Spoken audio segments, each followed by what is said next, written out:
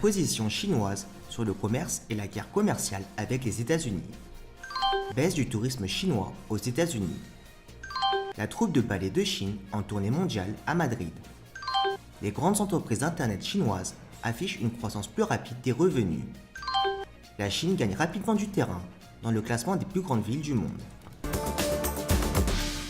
Les États-Unis devraient assumer la pleine responsabilité de l'échec des négociations commerciales.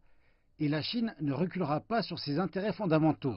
Ces paroles fortes sont extraites du livre blanc détaillant la position chinoise sur la guerre commerciale américaine. Le rapport contient certaines des plus fortes réfutations de Beijing contre l'administration du président américain Donald Trump. Le document explique que les États-Unis sont à plusieurs reprises revenus sur leurs paroles au cours des négociations commerciales. Depuis le début 2018, Washington a menacé d'ajouter 25% de droits de douane sur 50 milliards de produits chinois et 10% supplémentaires sur 200 milliards de produits chinois. Les États-Unis ont essayé de justifier ces mesures en disant que la Chine volait la propriété intellectuelle au travers de transferts de technologies forcés, des accusations que Beijing rejette comme sans fondement. Les responsables chinois disent que dans la phase finale des négociations, Washington a intimidé et imposé une pression extrême sur la Chine en insistant sur des clauses qui violeraient la souveraineté chinoise. En face de tels défis, la Chine affirme qu'elle redoublera d'efforts afin de renforcer le pays au travers de la réforme et de l'ouverture et en s'occupant de ses affaires intérieures. Les officiels chinois ajoutent que la réforme structurelle continue de l'offre relèvera encore davantage la compétitivité des produits et des entreprises. Et l'énorme demande intérieure et des politiques fiscales saines contribueront à un futur économique brillant, avec ou sans pressions extérieures. Du monde entier pour prendre une photo de l'une des résidences les plus connues de Washington. La Chine est un marché important pour la capitale américaine et son office du tourisme lance même un programme spécial pour aider les hôtels, les restaurants et d'autres entreprises à attirer des visiteurs chinois. L'entreprise de marketing Destination DC dit que les chiffres de 2018 ne sont qu'un léger problème.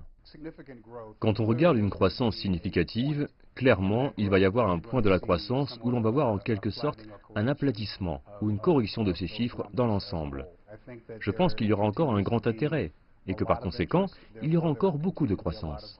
Mais les récentes tensions entre les États-Unis et la Chine débordent sur le secteur du tourisme. L'an dernier, les autorités chinoises ont émis un avertissement aux voyageurs chinois en mettant en garde sur la criminalité et le coût élevé des soins de santé aux États-Unis. Le département d'État à Washington a ensuite placé la Chine en niveau d'alerte 2 en demandant aux voyageurs américains d'être extrêmement prudents lors de leur visite en Chine. Des experts de l'industrie du tourisme disent que les touristes chinois changent aussi. Ils pensent que les jeunes Chinois ne veulent plus visiter les sites touristiques en faisant partie d'un groupe, mais qu'ils veulent une expérience unique. Au lieu de réserver un forfait avec un tour opérateur, ils utilisent des smartphones pour préparer et réserver leurs vacances. De plus en plus de jeunes de la génération Y aiment voyager de manière indépendante. Ils mettent à profit les technologies pour chercher et trouver des destinations en se basant sur les réseaux sociaux, les retours de consommateurs, et décident où ils souhaitent aller. L'Association américaine du voyage a prévu que les touristes chinois seront les touristes étrangers les plus nombreux d'ici 2020, en dehors des touristes britanniques. Mais les derniers chiffres montrent que la montée rapide de la Chine dans le classement est en train de ralentir, au moins pour le moment. Le détachement rouge des femmes a été acclamé lors du spectacle d'ouverture de la 33e édition du Festival international de danse de Madrid. Durant ce rassemblement des meilleures compagnies de ballet du monde entier, le classique chinois a été interprété en mettant en exergue ses charmes distinctifs. Selon Fong Ying, la directrice de la troupe, la production est unique par la manière dont elle incarne l'esprit chinois sous une forme artistique occidentale. Le détachement rouge des femmes est une production proéminente du répertoire de notre compagnie. Elle a une longue histoire sur les scènes de la Chine et d'autres pays du monde. On y perçoit l'esprit de la nation chinoise dans l'histoire et la sensibilité de ses personnages.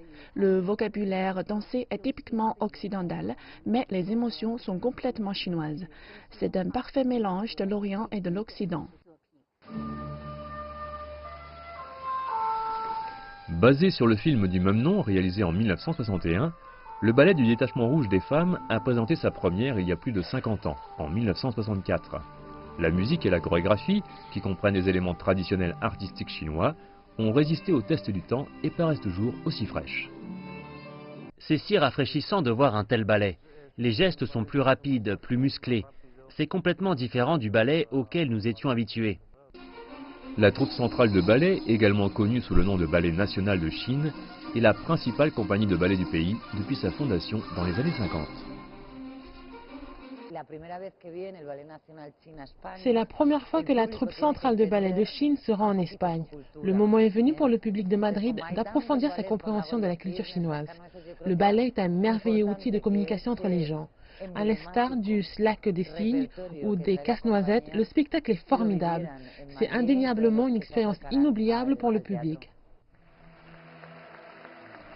Au fil des ans, la troupe a présenté ses ballets chinois à un public international grandissant.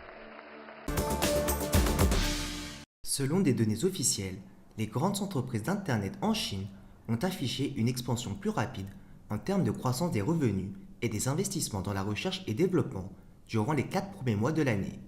Les entreprises chinoises d'Internet et les secteurs concernés, dont les revenus d'affaires ont dépassé 5 millions de yuans l'année dernière, ont empoché 324,6 milliards de yuans de janvier à avril, en hausse de 20,2% en base annuelle, selon le ministère de l'Industrie et des Technologies de l'Information.